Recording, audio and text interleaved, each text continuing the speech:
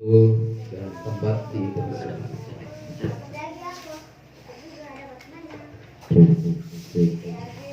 Assalamualaikum warahmatullahi wabarakatuh. Bismillahirrahmanirrahim. Alhamdulillahirabbil alamin wa bihi nasta'in ala umuri dunya waddin wassalatu wassalamu ala asyrafil anbiya'i wal mursalin sayyidina wa nabiyyina Muhammadin wa ala alihi wa sahbihi ajma'in. Faqad qala Allah ta'ala wattaqu yawman la tajzi nafsun an nafsin syai'a wa la yuqbalu minha syafa'atun wa la yu'khadhu minha 'adlun wa la hum yunzarun. Wa qala an-nabiyyul karim man intaqala li talibil ilmi ghufira lahu qabla ayatuh. Bismillahirrahmanirrahim. Ila hadratin nabiyil mustafa sayyidina Muhammadin sallallahu alaihi wasallam wa ila jami' sahabati wal qarabati rasulillah sallallahu alaihi wasallam wal hadrati jamil aimatil mustahidin wal awliya'i was solihin wal muallifin wal musannifin khususan musannifin kitab Syekh Jalaluddin bin Abu Bakar As-Suyuti wa Syekh Ahmad Syekh Jalaluddin bin Ahmad Al-Mahalli wa ila hadrati jami'il masyayikh al-Malis Islam wal jami'in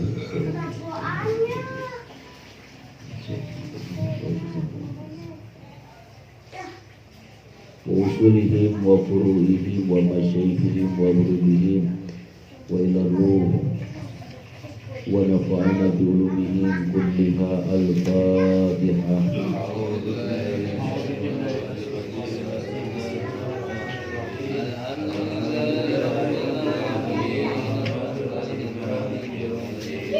Iyyaka na'budu wa iyyaka nasta'in ihdinas siratal mustaqim siratal ladzina an'amta 'alaihim ghairil maghdubi 'alaihim.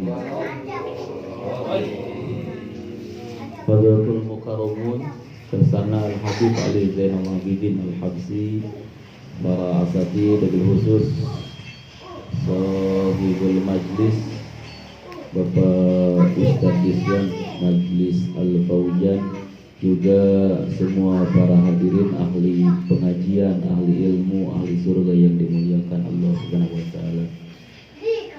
Alhamdulillah, pada malam ini kita masih terpilih oleh Allah sebagai hamba-Nya yang bisa melaksanakan salah satu kewajiban, salah satu perintah, yaitu thalabul ilmi. Mudah-mudahan senantiasa Allah takdirkan kita sebagai ahlillah, ahlil ilmi, sebagai manusia-manusia yang bertakwa. Amin ya rabbal alamin. Bismillahirrahmanirrahim. Wallahu ta'ala wattaqu etanya wattaqu jeung kudu sararieun aranjeun kabeh. Ieu ngahitoban ka Bani Israil. Khafu tegasna mah kudu sieun aranjeun kabeh. Yauman kana hiji poe. Takutlah kalian terhadap suatu hari la tajzi anu moal bisa males fihi di itu yaum, di itu poe, naon nafsun awak-awakan diri, an nafsin dari diri yang lain, syai'an kana saperkara oge. Wattaqu khaufu yauman la tajzi fihi nafsun an nafsin syai'an. Takutlah kalian akan hari yang mana di hari itu tidak akan bisa, atau satu orang tidak akan bisa menyelamatkan orang lain walaupun sedikit. Huwa, hari tersebut adalah huwa, hari itu yaum teh yaumul qiyamah, eta poe kiamat. Wala yuqbalu jeung moal ditarima bitai maketa tukbalu, wal ya'i jeung make ya yukbalu. Jadi bisa dua, bisa dibaca tukbalu, bisa dibaca yukbalu. Minha ti itu nafsun, dari jiwa. Naon adlun keadilan. Fidaun tegas nama tetebus. Walahu jeung henteu itu jalma-jalma yungsoruna eta ditarulungan kabeh. Yumnauna tegas nama dihalang min azabillahi tina azab Allah.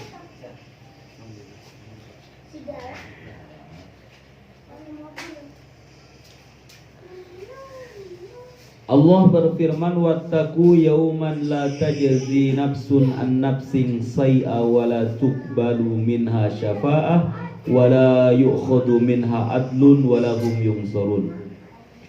Ini adalah sambungan dari ayat yang kemarin. Allah menghitobi Bani Israel. Jadi secara dohir ayat ini untuk Bani Israel, tapi ayat ini juga terkena kepada kita. Allah menegur Bani Israel. Yang pertama, memohon pertolonganlah kalian kepada sabar dan kepada sholat. Dan ketahuilah sesungguhnya sholat itu teramat berat untuk melaksanakannya, kecuali untuk orang-orang yang khusyuk. Siapa sih orang yang khusyuk? Adalah orang yang meyakini bahwa dirinya akan bertemu dengan Allah, dan pasti dirinya ini akan bertemu dengan Allah. Ketika meyakini akan menghadap atau berhadapan dengan Allah, maka akan menjadi motor penggerak kehusuan di dalam sholat kita. Karena kita tahu sholat kita ini akan dipertanyakan oleh Allah, maka akan menggerakkan kepada sholat yang lebih khusyuk. Itu adalah orang yang khusyuk.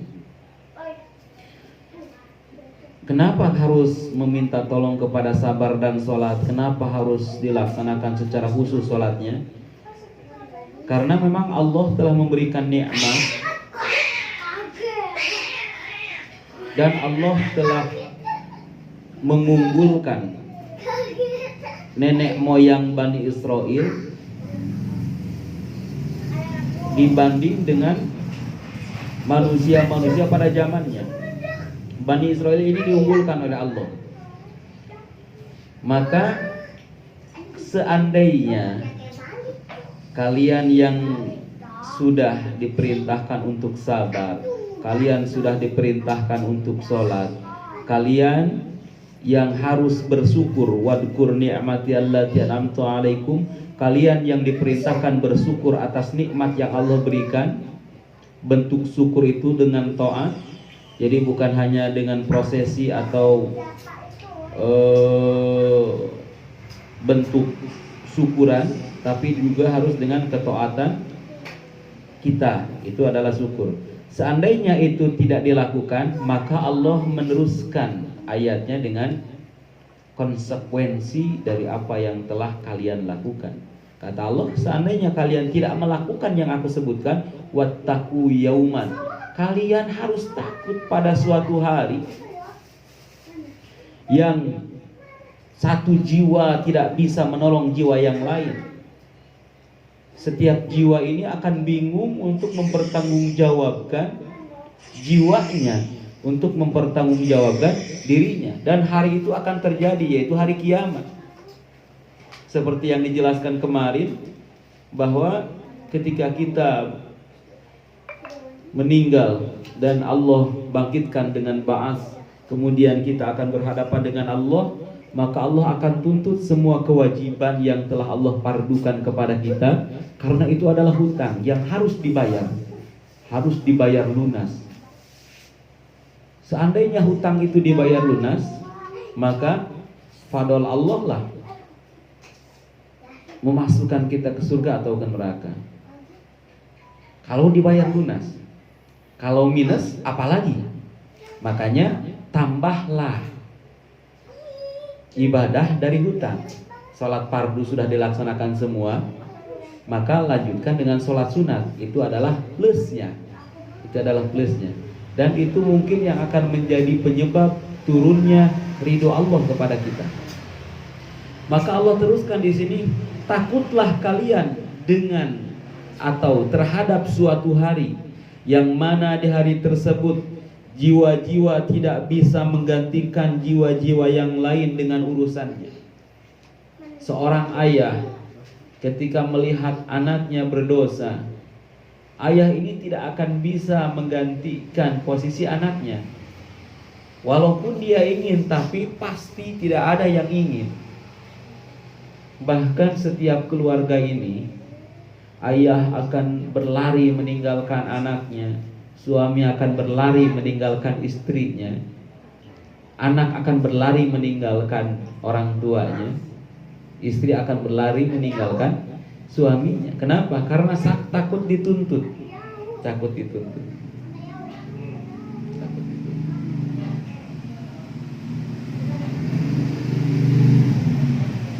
Dan pada hari itu wala tuqbalu bitta waliya, bisa dibaca tuqbalu. Kalau di Quran ana lihat langsung wala yuqbalu minha. Dan pada hari itu jiwa wala yuqbalu minha syafa'ah, pada hari itu tidak ada jiwa yang bisa memberikan syafa'ah. Maksudnya seorang ayah walaupun dia adalah kiai, ahli ibadah, maka dia tidak akan bisa memberikan syafaah kepada keluarga-keluarganya. Ai laisa tegasna mah teu aya. Laha eta tetep pikeun nafsu, pikeun jiwa. Naun syafaatun pertolongan. Fatuk balu tuluy diterima itu syafaah. Fama maka teu aya lana pikeun urang sadaya minasyafiin ti jajaran anu nulungan.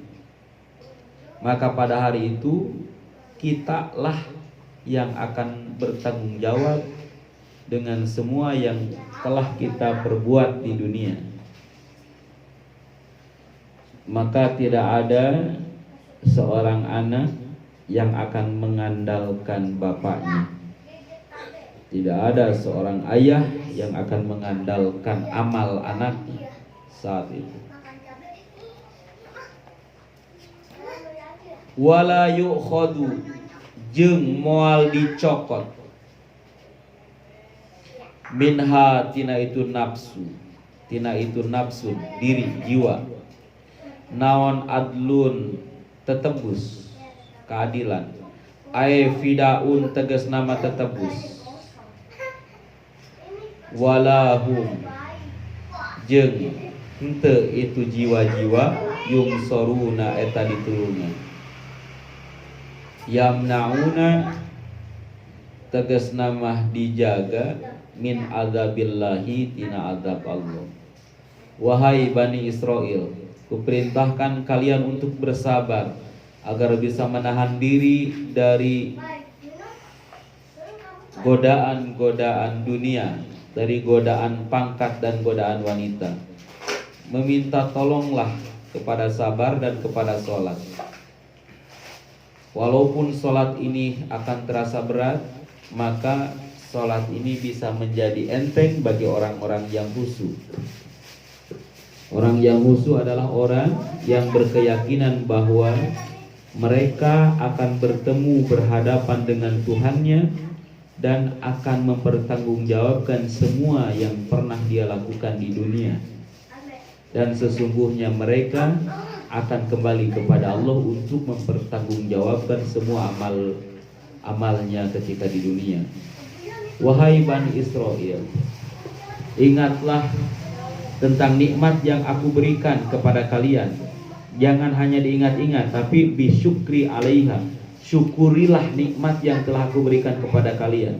Dengan apa? Bitaati, dengan melaksanakan ketaatan kepadaku. Karena sesungguhnya dengan nikmat tersebut aku telah mengunggulkan kaummu yaitu Bani Israel, atau leluhurmu yaitu Bani Israel. Aku unggulkan, aku muliakan melebihi dari makhluk-makhluk pada zaman itu. Dan kalian harus takut akan hari kiamat.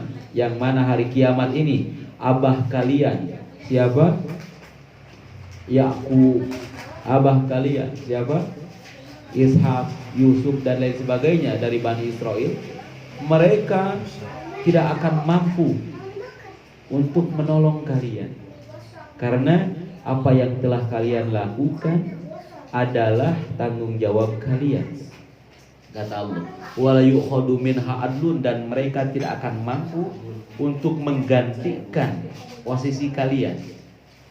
Contoh, ketika seorang ayah seperti disebutkan di sini di ayat yang ini kemarin, ketika kalian melakukan kebaikan tapi kalian lupa dengan keluarga kalian, seorang ayah dengan amal ibadahnya dia akan masuk surga, maka anaknya menjerit di dalam neraka. Ya Allah, aku tidak ridho abahku masuk surga.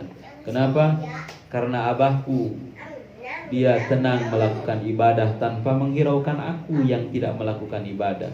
Karena sesungguhnya aku adalah kewajiban baginya untuk membimbingku, tapi mereka mengabaikanku. Maka seandainya aku disiksa karena lalainya aku dalam ibadah, abahku pun harus disiksa. Maka ketika itu abahnya ditarik karena lepas tanggung jawab untuk mendidik anaknya.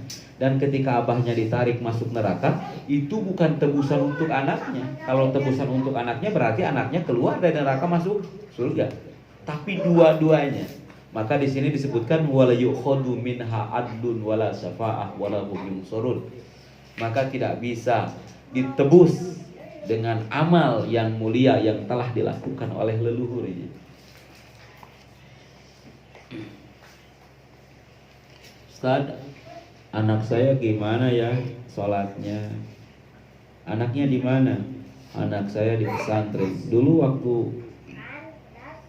menitipkan anak di pesantren ada ijab kabul. Ada Ustaz. Wahai kiai, saya titip anak saya. Ajari dia ketakwaan, isilah otak dan hatinya, otaknya dengan ilmu, hatinya dengan keimanan. Bimbinglah dia dalam melakukan ibadah. Pakaiannya, perutnya tanggung jawab saya, imannya, ilmunya tanggung jawab Anda. Kepada kiai, siap kata kiai. Maka ketika terjadi maksiat di anak kita, kiai itulah yang bertanggung jawab. Makanya ketika anak kita ngaji di ustaz, kita datang ijab kabul, dan kita sudah melimpahkan tanggung jawab yang berat kepada ustaz, maka hormatilah ustaz tersebut. Tanggung jawab kita di kehidupan yang kekal sudah kita limpahkan kepada dia. Wala yukhadu minha adlun. Ketika ayahnya mau masuk surga, kata anaknya, ya Allah, aku tidak ridho ayah masuk surga. Kenapa? Karena ayahku John, dia tenang melakukan ibadahnya sendiri tanpa menghiraukan ibadahku. Wahai Bapak, kata Allah, wahai orang tua si fulan, apakah benar kau membiarkan anakmu? Ya Allah, tapi aku telah menitipkan ke Pak Ustadz di kampung. Mana ustadznya? Dipanggil ustadz. Ustadz, benar gas nitipkan? Enggak ya Allah. Kumaha benar, anaknya memang ngaji di saya ya Allah, tapi abahnya tidak menitipkan kepada saya. Akhirnya bapaknya lagi yang kena, bapaknya lagi yang kena. Karena keberhasilan suatu pendidikan ini tidak akan lepas dari 3 faktor. Faktor pertama, anak. Faktor kedua, orang tua. Faktor ketiga, guru. Ini harus sinkron. Anaknya ada, gurunya ada, bahkan orang tuanya tidak menitipkan, maka tidak akan terwujud keberhasilan pendidikan, dan di akhirat pun dia tidak akan bisa dituntut. Kenapa? Karena tidak ada ijab kabul. Dan keberhasilan pendidikan sangat jauh. Kalau mau berhasil ya harus 3. Ustadznya ada, anaknya ada, orang tuanya ada. Maksudnya orang tuanya bertanggung jawab menitipkan. Kedua, orang tuanya selalu menyuruh anaknya untuk melaksanakan pengajian. Jadwal ngaji sekarang nah, ayo ngaji ke Pak Ustadz. Gitu ya. Kecuali kalau di pesantren sekali des. Kalau di rumah kan harus setiap hari diingatkan. Gurunya siap, gurunya dia mau ngajar. Anaknya ada, lagi main tapi main layangan. Bapaknya santai, ya nggak akan terwujud pendidikan, nggak akan terwujud. Anaknya ada, siap mau berangkat. Orang tuanya ada, nak ngaji nak. Gurunya nggak ada. Kemana gurunya? Gurunya lagi kerja. Kenapa? Padahal jadwal ngajar loh Pak Ustadz. Kalau aku ngajar, anakku nggak bisa jajan.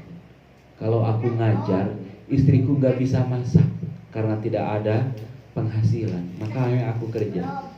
Kembali lagi kepada orang tua. Ustadz, otaknya penuhi dengan ilmu, hatinya penuhi dengan keimanan, perutnya dan pakaiannya tanggung jawab saya, dan saya bantu perut keluarga Ustadz dan pakaian keluarga Ustadz. Disitulah akan terwujud pendidikan. Tanpa itu tidak akan terwujud. Muridnya ada, orang tuanya ada, ustadznya bukan nggak ada, tapi keadaanlah yang memaksa ustadz tersebut nggak ada. Ana pernah ba'da asar lewat ketemu sama seorang ustadz, pakai motor Vespa. Ketemu ustadz, berhenti anak. Ustadz lagi ngapain? Lagi ngadi. Kuliah ya gedung cuy. Baru dah Tembalang sebagai tugas. Ya Allah, anak. Ini ustadznya pegang. Anak bukan enggak ya. Ustadznya pegang. Nah, termasuk di sini la tajzi nafsun an nafsin say'a. Memang benar, ustadz ini harus ikhlas. Ustadz ini harus tawakal sama Allah. Memang benar. Tapi seorang wali murid atau orang tua punya kewajiban agar terwujudnya pendidikan yang maksimal. Anaknya semangat, orang tuanya semangat, ustadznya tenang. Lagi ngajar, tokennya habis, kan repot. Yang repot ya. Dan justru harta kita yang kita gunakan untuk biaya pendidikan, ini harta kita yang kita keluarkan untuk biaya pendidikan yang pertama akan kembali lagi kepada kita di dunia dan di akhirat. Anak punya mertua, anaknya sudah menikah semua. Ketika anak yang bungsu menikah, mertua anak ngobrol, "Kang, abah teh kesemangat ayeuna macam. Kunaon sih? Biayaeun masantren, abah mah resep ngabiayaan budak masantren teh cenah gitu." Abah ana ini bukan orang kaya, orang yang serba kekurangan. Ketika anak mondok, jawab dia. Ini ketika mau jadwal ngiriman, jadwal ngasih uang, ini selalu saja ada jalannya. Selalu saja. Kenapa? Karena setiap goresan tinta yang digoreskan oleh santri di pesantren itu adalah doa untuk keluarganya di rumah. Bahkan itu adalah menggugurkan kewajiban satu kampung. Karena mengaji, contoh ngaji falak itu hukumnya fardu kifayah. Ngaji mantek fardu kifayah. Ketika ada santri ngaji, maka satu kampung itu yang tadinya harus ngaji mantek, ngaji falak, ngaji faraid, ngaji usul fikih dan lain sebagainya, jadi beres kewajibannya dengan satu santri yang berangkat ke pengajian. Ada seorang ayah ini kerja serabutan untuk membiayai anaknya yang sedang menuntut ilmu. Katakanlah anaknya ini yang satu menuntut ilmu di Pulau Barat, yang kedua di Jawa Timur, Jawa Tengah, yang ketiga di Jawa Timur. Ayahnya ini kerja serabutan. Akhirnya sampailah anaknya ini pada khotam, pada tamat. Ketika anaknya tamat, anaknya pulang ke rumah. Ketika pulang ke rumah, maka di situ ada pengumuman atau ada sayembara.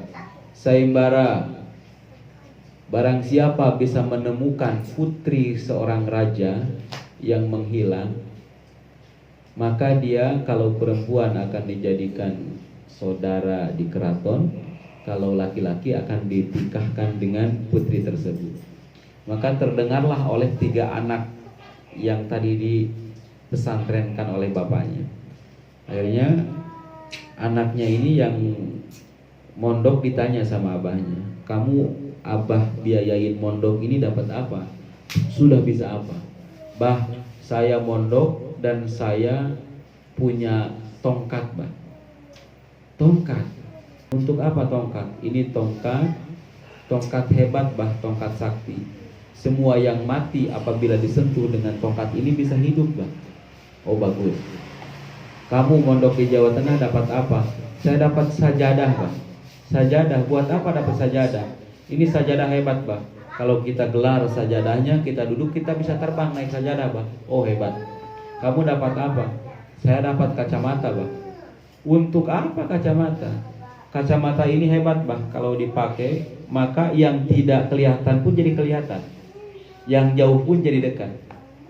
Kebetulan ada sayembara, maka 3 saudara ini ngobrol, "Bang, kita ikutan sayembara yuk." "Ayo, tapi gimana caranya?" "Tenang," kata salah satu saudara yang 3, "saya punya kacamata." Akhirnya dipakailah kacamata tersebut. Maka terlihatlah putri raja ini ada di atas gunung, terhimpit bebatuan. "Waduh, ada di atas gunung, gimana nih?" "Tenang, kan aku punya sajadah," kata saudara yang lain. Akhirnya mereka bertiga naik sajadah ke atas gunung. Sampai di atas gunung, putri raja ini sudah meninggal karena terlalu lama terhimpit batu. Waduh, gimana nih meninggal? Kalau dikawinkan pun dengan putri raja saya nggak mau, walaupun putri raja ini sudah meninggal. "Tenang, kan saya punya tongkat." Akhirnya disentuh sama tongkat, hidup lagi. Sudah hidup, akhirnya putri raja dinaikkan ke sejadah, langsung pulang ke kerajaan.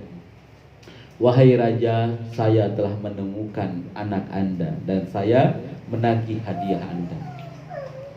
Kata raja bingung, "Ini kalian bertiga nih, siapa yang nemuin?" "Saya, raja," kata anak yang pertama. Anak yang kedua, "Saya, raja." Anak yang ketiga, "Saya, raja, yang menemukan." Akhirnya mereka berantem. Rajanya dia mikir. Kata raja, sebentar. "Kalian bisa menemukan anak saya bagaimana caranya?" "Saya punya kacamata, raja. Dengan kacamata ini bisa melihat sesuatu yang tidak bisa dilihat." "Oh, terus gimana ceritanya?" "Saya lihat putri raja ini ada di atas gunung terhimpit bebatuan. Kemudian saudara saya ini punya sajadah, maka kami naik sajadah ke gunung tersebut. Sampai di sana putri raja ini meninggal. Kemudian saudara saya yang satu punya tongkat, maka dihidupkanlah dengan tongkat ini. Jadi sebetulnya kalianlah bertiga yang menemukan." Seperti itu, raja. "Lalu bagaimana aku akan menikahkan anakku dengan kalian bertiga?" "Sebentar, kalian ini dapat barang-barang antik ini dari mana?" "Dari pesantren, wahai raja." "Pesantren? Siapa yang membiayai kamu di pesantren?" "Abah saya, raja." "Panggil abahnya ke sini." Dipanggil abahnya. "Bah, duduk, bah. Kopi, bah." Bismillahirrahmanirrahim. "Jadi, bah, saya mau tanya, ini benar anak abah semua?" "Benar, Tuan Raja." "Benar mereka abah pesantrenkan semua?" "Benar, Tuan Raja." "Abah biayain mereka?" "Benar, Tuan Raja." "Dari mana abah biayain mereka?" "Saya serabutan, kadang saya mungut botol aqua, saya jual, kadang saya jadi buruh panggul. Semua saya lakukan untuk biaya anak saya di pesantren." Ya udah Abah, sekarang Abah angkut semua pakaian Abah, barang-barang Abah yang berharga, bawa ke sini, dan Abah akan saya nikahkan dengan anak saya, kata raja. Loh, kata anaknya, kenapa kok dengan abah saya? Kan abah saya cuma diam di rumah. Ketahuilah bahwa apa yang kamu dapat saat ini itu adalah jerih payah abah kamu. Tanpa abah kamu, kamu tidak akan seperti ini.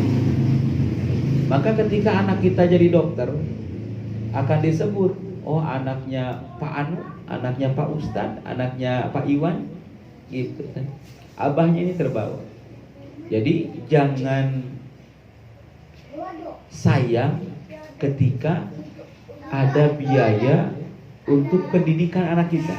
Lakukan yang terbaik, lakukan yang maksimal, karena kebaikannya, berkahnya akan kembali lagi kepada kita di dunia dan di akhirat. Itu salah satu contoh. Keberhasilan pendidikan: 1 orang tua, 2 murid, 3 guru. Orang tuanya ada, gurunya ada, muridnya ada, orang tuanya ada. Cuman orang tua nggak punya biaya ngobrol sama gurunya. Pak Ustadz, katanya anak-anak mau maulid ya, ada iuran ya 10.000, saya nggak punya, gimana ya? Nggak mungkin Ustadznya ngomong ya udah jangan ikutan, nggak mungkin. Udahlah nggak apa-apa. Kalau nggak punya, rokoknya Samsu tuh. Nggak punya untuk biaya anak, rokoknya Samsu. Gedang garam berem dong, gedang garam berem aja 16.000, ini saya pungut 10.000 loh. Saya pungut 10.000.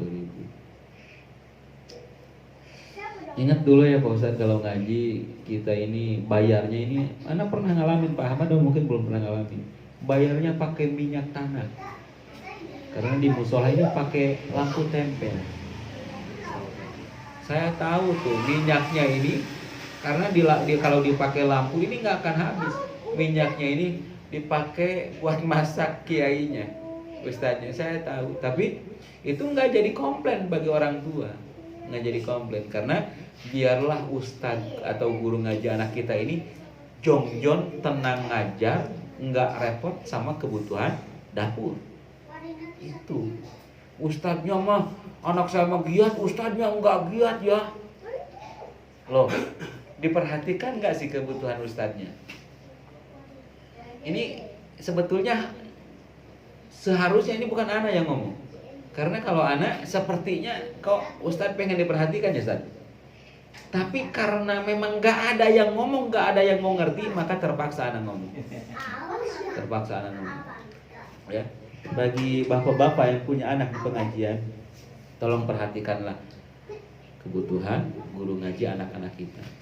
Syekh Abdul Qadir Al-Jailani punya salah satu murid. Muridnya ini dididik oleh Syekh Abdul Qadir Al-Jailani untuk prihatin. Kau prihatinlah ketika mondok di sini. Akhirnya muridnya ini hanya makan kacang sair, kemudian melakukan pekerjaan-pekerjaan rumah. Setelah itu terdengarlah oleh orang tuanya ada laporan orang yang hasut. Pak, anakmu ini di pesantren nggak ngaji, makannya kacang sair ini ketika sahur dan buka. Kesehariannya cuma ngurus kuda, ngurus pekerjaan rumah. Padahal itu adalah didikan untuk prihatin. Akhirnya abahnya ini nggak ridho, datang, kemudian anaknya dicabut dari pesantren Syekh Abdul Qadir Al-Jailani, nama pesantrennya An-Nidhamiyah. Kemudian dicabut, dibawa pulang, ditanya, benarkah kau ini diperlakukan seperti itu? Benar abah, dan itu semua adalah pendidikan dasar bagiku. Itu adalah pendidikan yang sangat berharga, karena dari situlah modalku untuk menuntut ilmu. Akhirnya abahnya mengerti, maka anaknya ini dibawa lagi oleh abahnya. Ya Syekh, aku meminta maaf kepadamu karena aku telah berburuk sangka kepadamu tentang anakku, dan sekarang aku kembalikan lagi anakku untuk mondok di sini. Apa jawab Syekh Abdul Qadir Al-Jailani? Anakmu ini soleh, tapi pondokanlah atau ajarkanlah anakmu ini kepada kiai atau guru agama yang lain. Kenapa? Karena di sini anakmu yang soleh ini terhalang keilmuanku kepadanya karena buruk sangka abahnya. Ilmuku ini tidak akan sampai kepada anakmu terhalang oleh buruk sangka engkau kepadaku. Kita punya anak ngaji di Ustadz Fulan, anaknya getol, anaknya pinter, kitanya buruk sangka sama guru anak kita, maka sudah dipastikan anak itu tidak akan mempunyai ilmu yang manfaat, yang nafi. Kenapa? Karena kemanfaatan ilmunya terhalang oleh buruk sangkanya kita kepada guru anak kita. Hati-hati.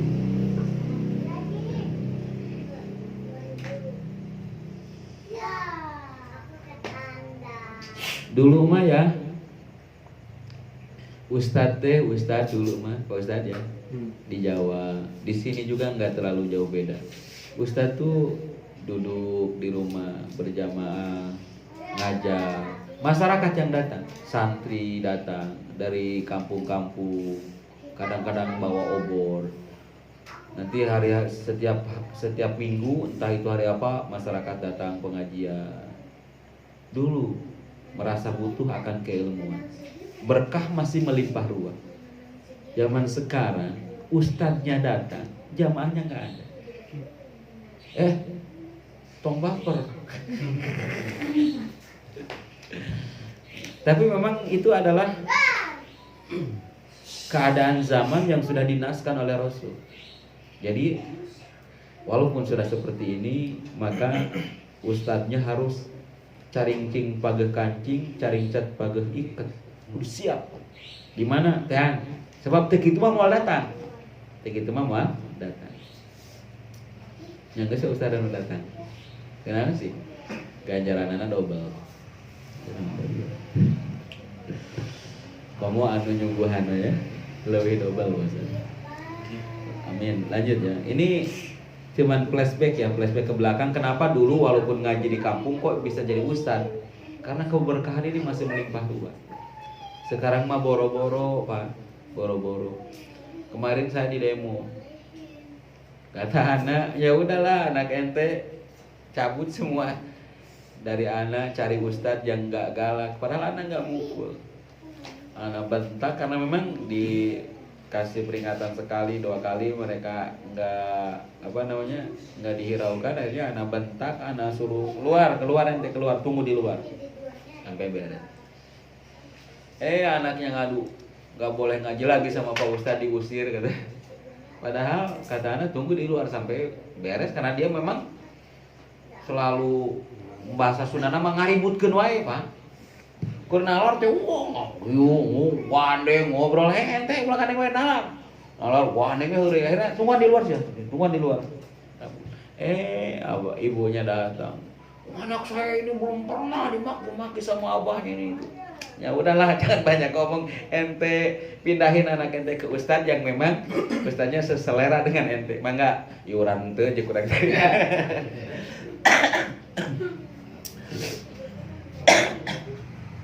Nah, beberapa kali Pak, dulu mangga. Ini guru anak ini pakai rotan, bukan rotan, pakai bambu dibelah. Angka 11 Pak sekali ngumpul. Kalau ngaji ikra nih, bukan ikra tuturutan, ngaji Quran ini angka 11 nih. 2.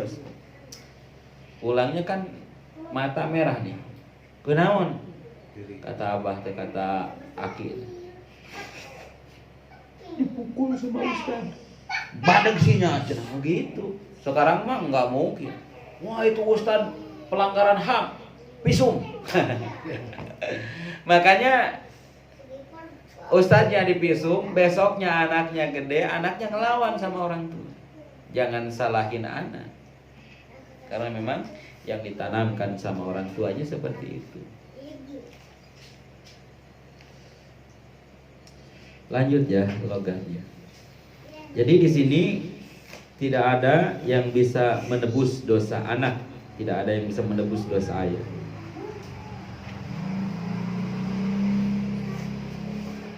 Wadkuru, dan ingatlah wahai Bani Israel, idna jaina, tatkala aku selamatkan, iznajainakum, tatkala aku selamatkan kalian, ai abaukum, tegas nama karuhun, leluhur kalian.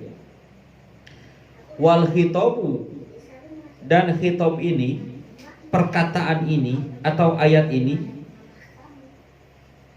bihi dengan ayat ini, wa bima ba'dahu, dan dengan ayat setelah ini, lil maujudina fi zamanin nabiyina, adalah untuk yang hidup di zaman nabi kita, termasuk kepada kita, karena kita hidup di zaman atau di sebagai umat Rasulullah SAW. Bima kusabab perkara an'ama anu geus ngarizkian Allah ala abaihim ka karuhun atau leluhurnya itu Bani Israel. Tadkiron, karena ngelingan, sebagai peringatan lahum kepada Bani Israel, bini'matillahi, dengan nikmat Allah Ta'ala, liyu'minu, agar beriman mawujudin tersebut, orang yang hidup di zaman Nabi. Wadhkur idna jainakum min ali fir'auna, dari tentara Fir'aun. Wa idna jainakum, dan ingatlah ketika aku selamatkan kalian, min ali fir'auna, dari bala tentara Fir'aun. Yasumuna, merengasaan itu ali Fir'aun. Merengasaan paham nggak? Memberi, mencicipi, bukan mencicipi, memberi, mencicipi. Naon sih bahasanya? Merengasaan. Kum karanjeun kabeh. Yudikuna, tegas nama merengasaan itu ali Fir'aun. Kum karanjeun kabeh, merengasaan. Merengasaan soal adabi, karena gorengna siksaan. Jadi Fir'aun ini dan bala tentaranya ini memberikan siksaan yang buruk kepada kalian, gitunya merengasaan.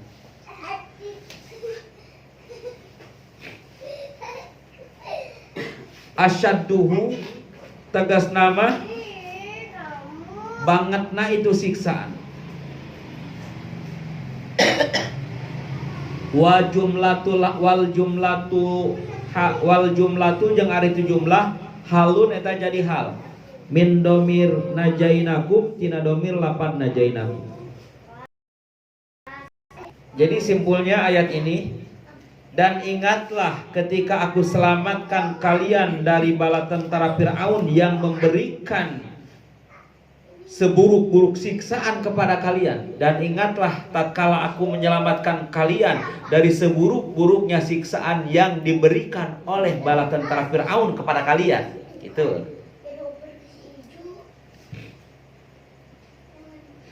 Seperti apa siksaan atau soal adab yang diberikan oleh alu Fir'aun kepada Bani Israel?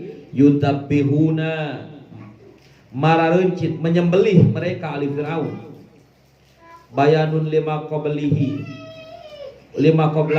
ari ieu teh penjelasan untuk sesuatu sebelumnya.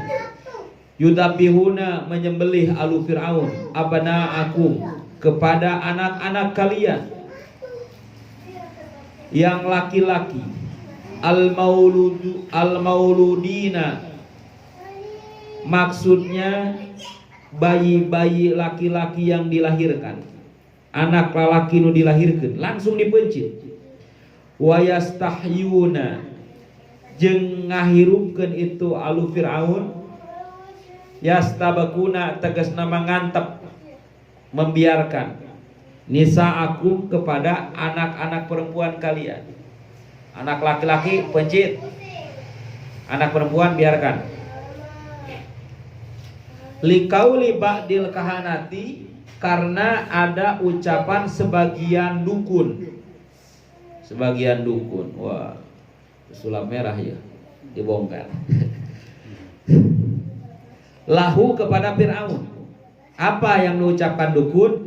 Inna mauludan, sesungguhnya anak laki-laki yang dilahirkan, yuladu yang dilahirkan, fi Bani Israel, dari Bani Israel, yakunu eta bakal jadi itu maulud, sababan eta jadi lidihabi mulkika, karena hilangna kerajaan anjeun wahai Firaun.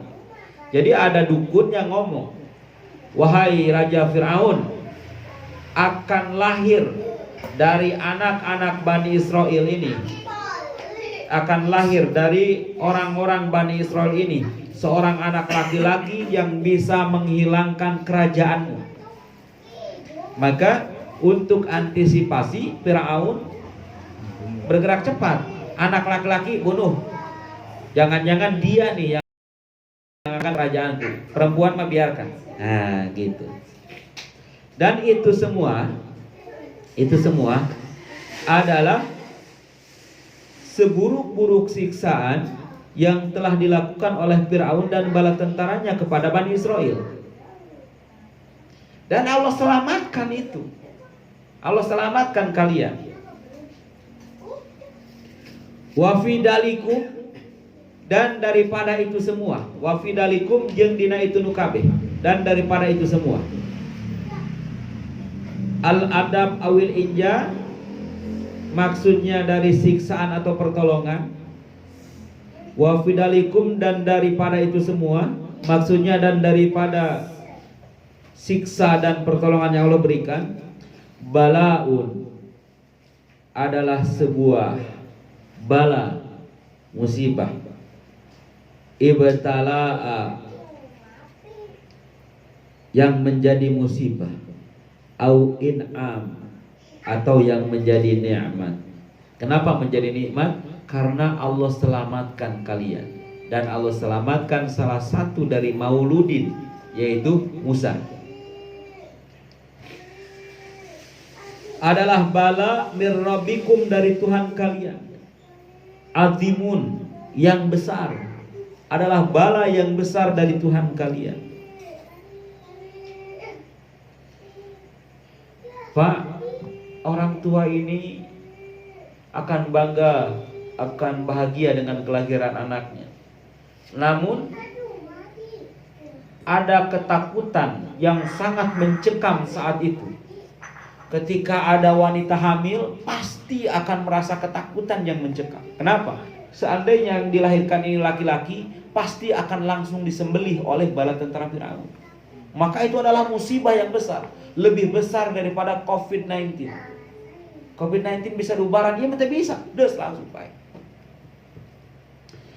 Tapi Allah selamatkan, yaitu keselamatan kelahiran Nabi Musa alaihi salam.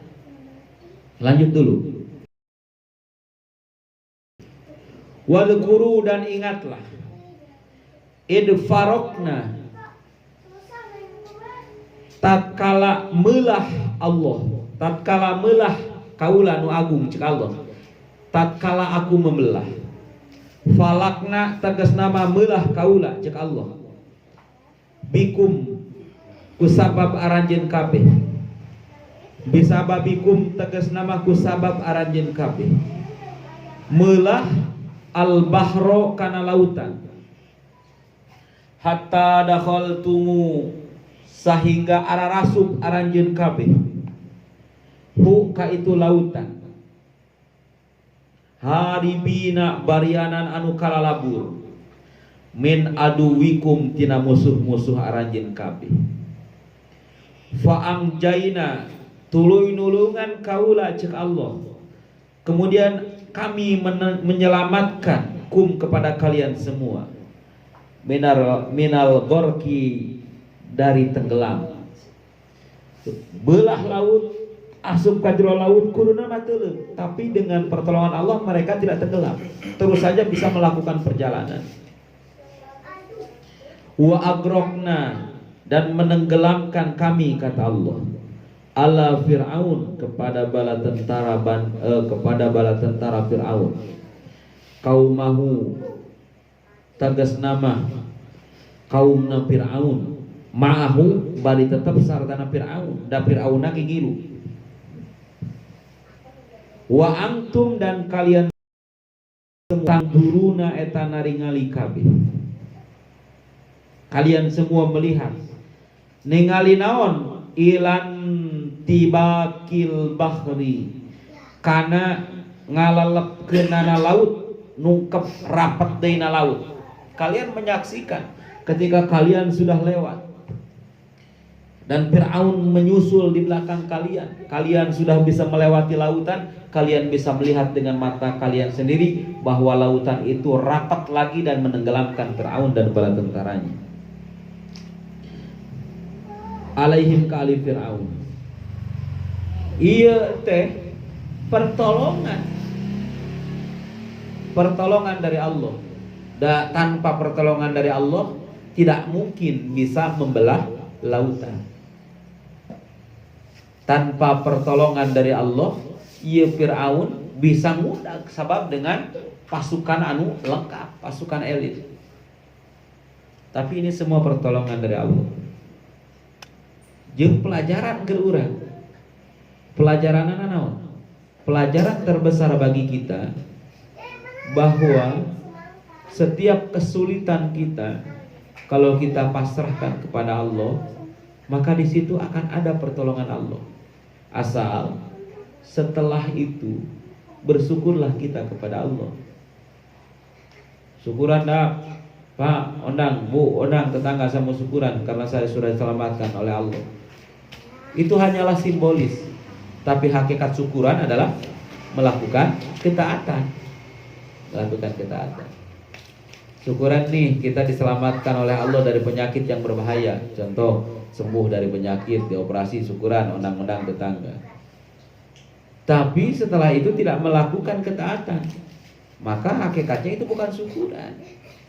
Karena sudah disebutkan dalam ayat sebelumnya, yaitu syukur itu dengan taat, bitaati, bisyukri alaiha bitaati. Syukurlah.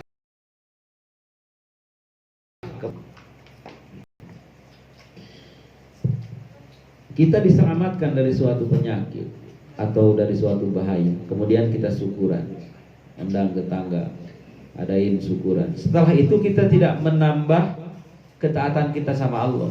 Jangan-jangan besok lusa Allah berikan lagi balahi atau bahaya yang lebih besar daripada bahaya yang kemarin. Hati-hati.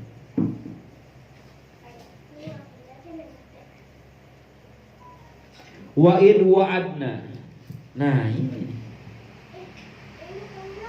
yang meraih kan? Masih ada waktu ya. Wa'id wa'adna. Dan tatkala aku berjanji, kata Allah, wa'adna bi alifin wa duniha, wa'adna atau wa'adna bi alifin dengan alif, wa'adna wa duniha tanpa alif, wa'adna. Wa'id wa'adna, dan tatkala kami berjanji, Musa kepada Musa berjanji arba'ina lailatan, dengan 40 malam,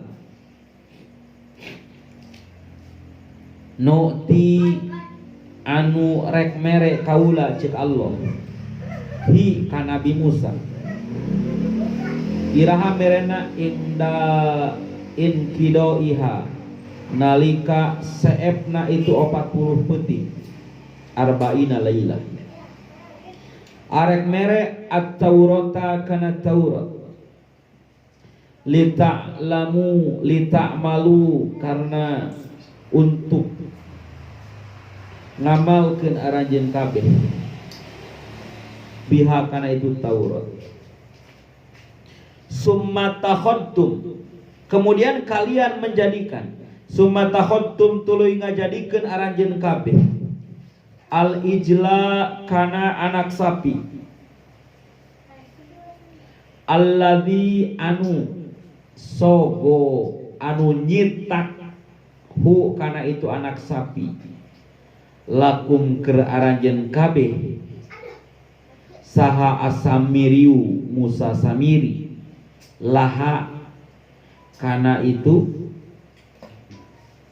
punten ilahan kana jadi pangeran mimba dihi tina sabadana Nabi Musa ay ba'da dihabihi tegas nama sabada berangkatna Nabi Musa ila mi'adina kana tempat perjanjian kami wa angtum jeung ari aranjeun kabeh zalimun eta anu darolim ittakhodu tegas nama ngajadikeun ku kana itu ijla kana itu anak sapi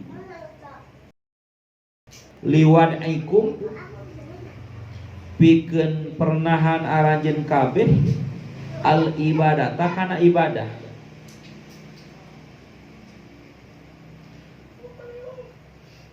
atau liwat ikum karena mernahkeun aranjeun kabeh al ibadata kana ibadah fi ghairi mahaliha dina salianti tempatna ibadah. Perjalanan anak ieu ketika Nabi Musa diselamatkan oleh Allah kemudian diambil dan diurus oleh istri Fir'aun yang bernama Aisyah. Aisyah ini istri Fir'aun. Ketika beliau menyisir rambutnya dan sisirnya itu jatuh, maka beliau akan berdikir la'anallahul Fir'aun. Kalau sisirnya jatuh, diambil la'anallahul Fir'aun. Dan Aisyah ini dijaga oleh Allah, istri yang soleha, walaupun suaminya ini goblok, nggak ketulungan kayak Fir'aun, tapi tetap berbakti. Ustaz, gimana ya? Suami saya mah kok gitu ya? Suami ibu nggak sejahat Fir'aun, nggak segoblok Fir'aun. Aisyah yang suaminya gobloknya gak ketulungan sampai dia ngaku Tuhan, bahkan dia menyeru kepada wajirnya, kepada patihnya, kepada menterinya, yaitu Haman, ya Haman ibnili sorhan, wahai Haman, buatkanlah tangga untukku ke atas agar aku bisa melihat Tuhannya Musa, karena dia sendiri mengaku sebagai Tuhan. Ini gobloknya nggak ketulungan, tapi istrinya ini taat. Ustaz, suami saya gimana ya? Suami saya mah kok bukan orang baik. Taat. Selama masih ada ikatan suami istri maka wajib taat. Kalau nggak taat ya udah, jangan jadi istrinya. Kalau nggak bisa taat, selama jadi istrinya harus taat. Selama tidak diperintahkan maksiat, maksudnya harus hormat. Nah, akhirnya diuruslah oleh Aisyah sampai besar. Kemudian ketika Musa mendakwahkan untuk beribadah kepada Allah, maka terjadilah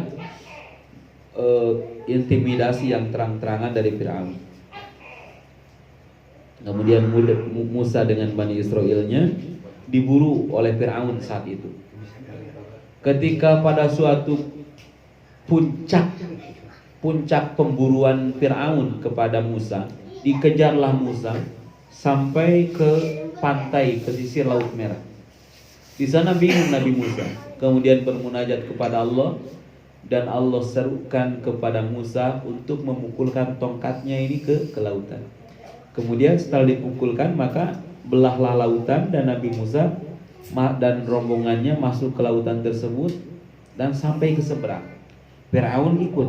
Nah, Fir'aun ikut, kemudian di tengah-tengah Fir'aun maka air disatukan kembali. Fir'aun diizinan, Fir'aun diridoan taubat tapi tidak diizinan. Aya anu diridoan tapi tidak diizinan. Aya anu diizinan tapi terdiri doan. Nah Firaun diri doan tobat mah. Da Allah pasti ridho kalau tobatnya. Nanti diizinan. Akhirnya didinya Firaun ke akap-akapan rek paeh ngomong amantu birobi Musa wa Harun. Kan Allah terido. Allah tengizinan. Akhirnya malaikat Israel akhirnya malaikat Jibril nyokot letak laut merah. Amantu birobi Musa wa Harun kakareke a ieu letak asup kabeh karena bahamna Firaun. Seret akhirnya nggak bisa mengucapkan amantu birobi Musa wa Harun. Itu pun pelajaran buat kita. Jangan terlalu menganggap biasa akan dosa. Takutnya nanti Allah tidak memberikan izin kita untuk bertobat, walaupun Allah meridhoi. Nah, sanggeusna Firaun dikalahkan dengan ditenggelamkan di lautan tersebut, maka Nabi Musa berhasil menyeberangi lautan ke tempat yang baru. Setelah ke tempat yang baru di seberang lautan, Nabi Musa dan kaumnya memulai kehidupan yang baru. Setelah memulai kehidupan yang baru, akhirnya mereka ini ngobrol. Wahai Musa, kami ini tidak punya panduan dalam beragama. Karena setiap nabi ini harus punya kitab.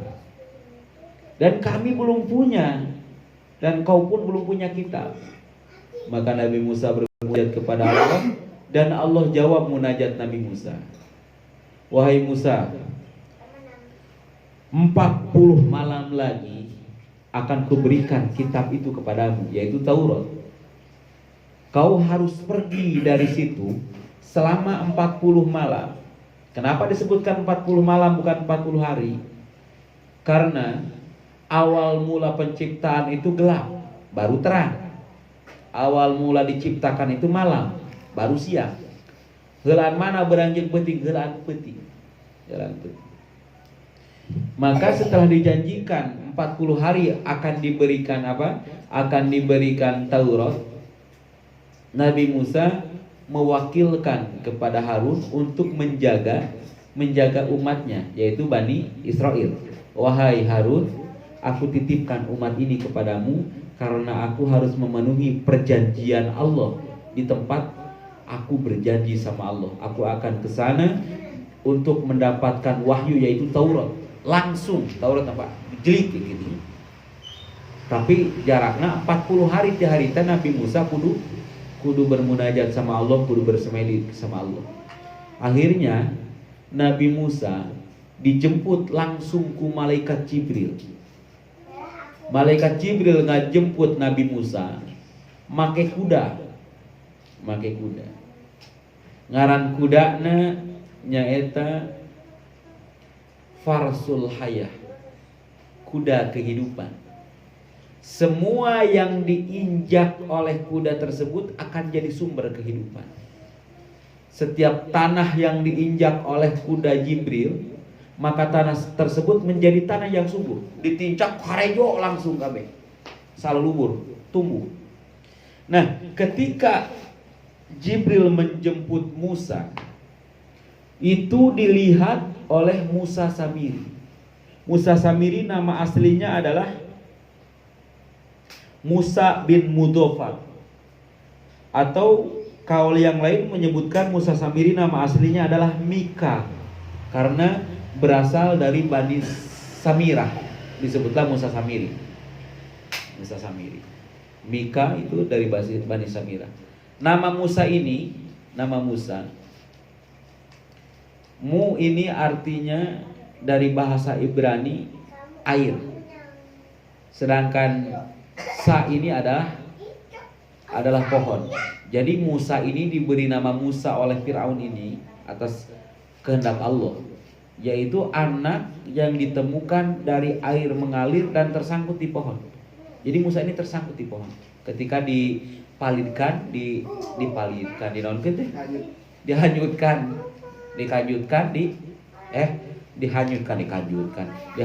di sungai, tersangkut di pohon, maka diberi nama Musa, anak yang mengalir dan tersangkut di pohon. Nah, Musa Samiri ini adalah umatnya Nabi Musa dari Bani Samirah. Ketika Musa Samiri melihat Jibril dengan kudanya nincakana tanah langsung subur, akhirnya Musa Samiri, karena mereka lari menyeberangi lautan itu dengan membawa sebagian harta Fir'aun. Nah, maka harta Fir'aun itu dilebur, dijadikanlah bentuk patung seperti sapi dari emas yang kecil, nggak terlalu gede, makanya disebut anak sapi.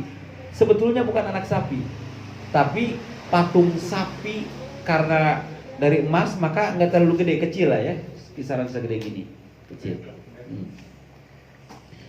Setelah melihat kejadian Parsul Hayah, maka Musa Samiri ini mengambil tanah yang diinjak oleh kuda tersebut.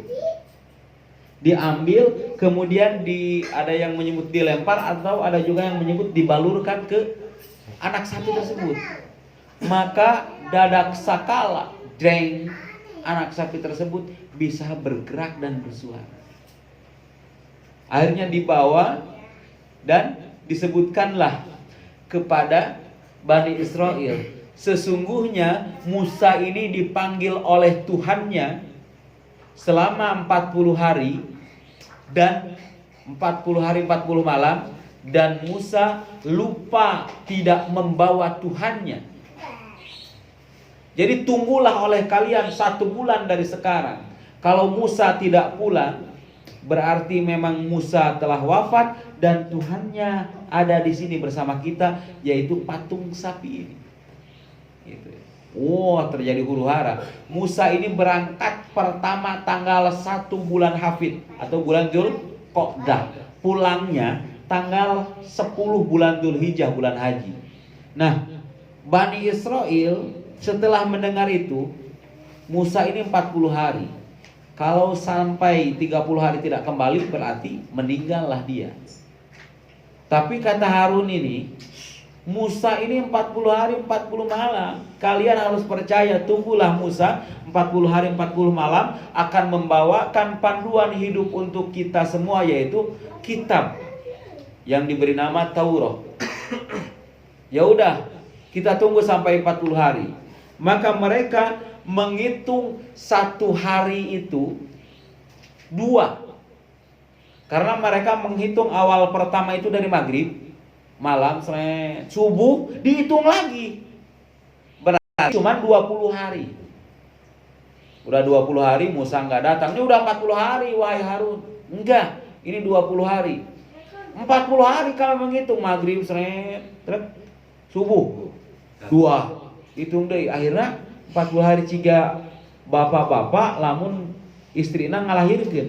Ngitungna kan pakai mie instan 1 dus. Pokoknya habis mie ini boleh sama istrinya. Dia nyeduh mie-nya pagi sama sore. Ya 20 hari habis.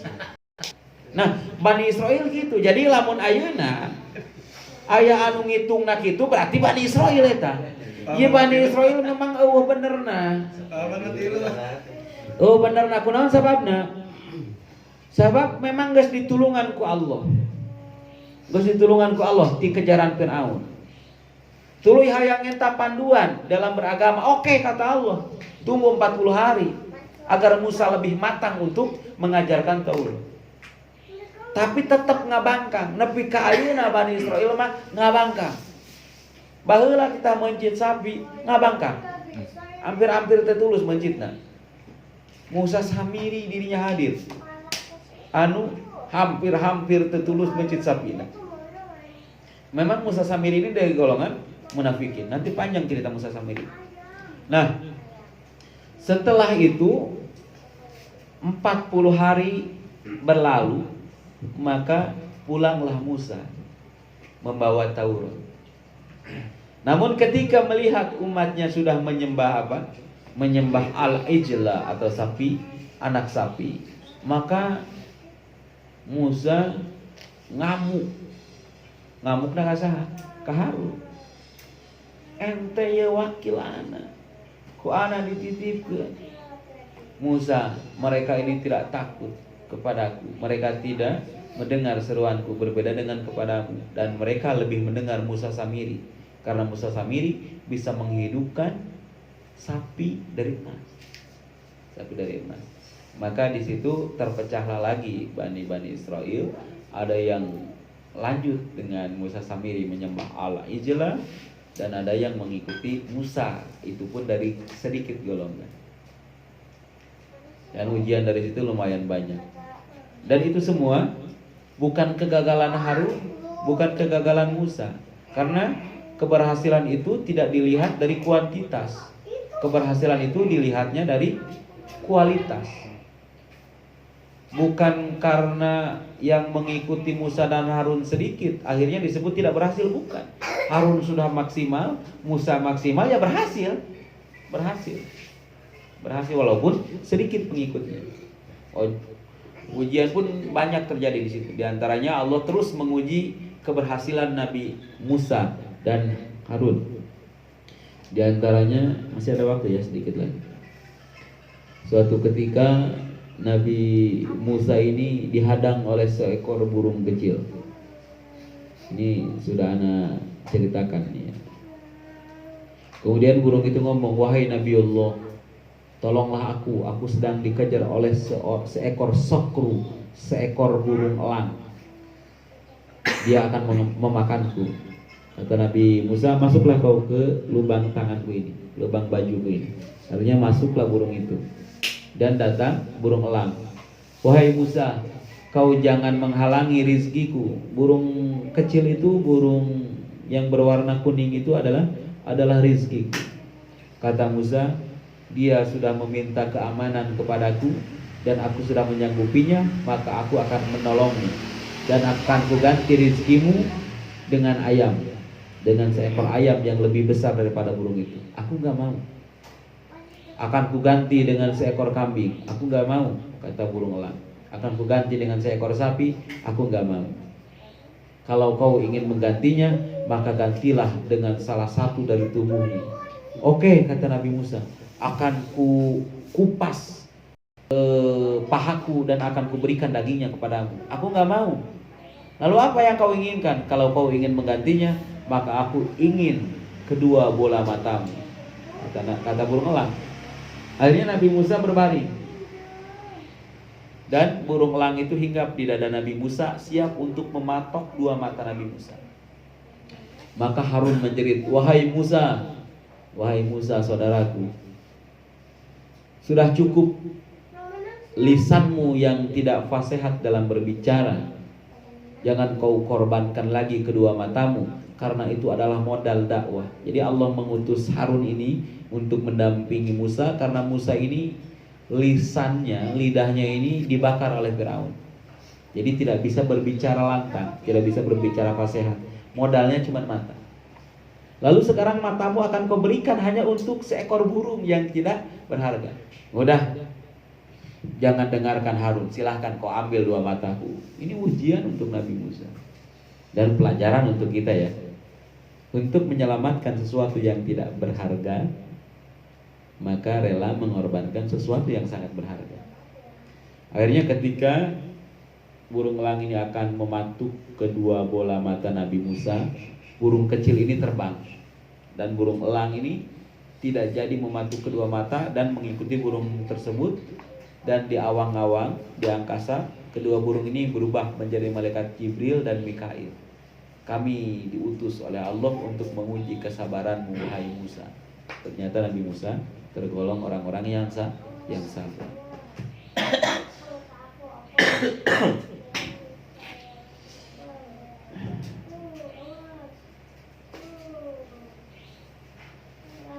Arba'ina lailah sumatakhadtum wal ijla alladhi sawalakum samiru ilahan min ba'di ay ba'da jihabihi ila mi'adina wa antum dolimun.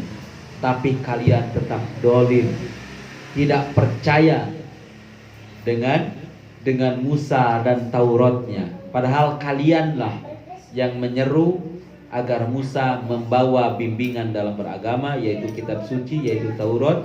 Maka Musa bermunajat kepada Allah, dan Musa diberikan waktu untuk mendapat Taurat selama 40 malam. Tapi kalian dengan dolimnya menghitung 40 malam ini 2 kali, siang dan malam, maka 20 hari. Padahal Musa menyebutkan 40 hari. Kalau 40 hari aku nggak datang, maka silahkan. Belum 40 hari kau sudah dolim dan menjadikan anak sapi atau al-ijla, patung sapi ini sebagai apa, Tuhan kalian. Jadi patung sapi ini awal mulanya ini dari emasnya Firaun yang dilumuri dengan tapak kaki kuda Farasul Hayah, kudanya malaikat Jibril alaihissalam. Sampai di sini ya, mudah-mudahan bisa menjadi wawasan buat kita, pelajaran ibroh buat kita mengarungi kehidupan beragama, lebih yakin lagi dengan amal-amal kita, lebih menguatkan lagi amal-amal kita, lebih menguatkan lagi ibadah-ibadah kita kepada Allah Subhanahu wa taala. Wallahul muwaffiq ila aqwamit thoriq. Usikum wa nafsi bitaqwallah, fattaqullaha haqqa tuqatih wa la tamutunna illa wa antum muslimun. Hadanallahu iyyakum ajmain wa lakum minkum. Assalamualaikum warahmatullahi wabarakatuh. Waalaikumsalam warahmatullahi wabarakatuh. Waalaikumsalam warahmatullahi wabarakatuh.